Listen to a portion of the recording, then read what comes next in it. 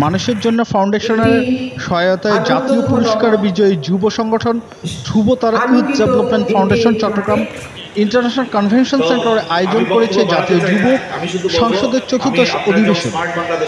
জলবায়ু পরিবর্তন, smart Bangladesh policy, জাতীয় যুব নীতির পর্যালোচনা, আইসিটি, জাতীয় বাজেট, মানবাধিকার, পার্বত্য চট্টগ্রাম উন্নয়ন সহ বিভিন্ন সমসাময়িক বিষয়ে বিভিন্ন সেশনে সংসদীয় বিতর্কে অংশ নেন সারা দেশ থেকে আগত যুব সাংসদরা।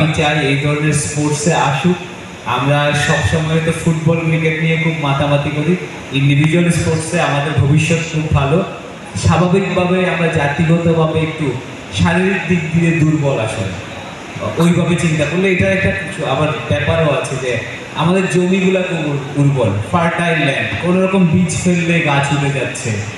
জাল বা বড়শিটা নিয়ে হচ্ছে কোনো রকম নদীর কাছে গেলে, অসংখ্য নদী গেলেই মাছ পেয়ে যাচ্ছে, প্রোটিন পেয়ে যাচ্ছে।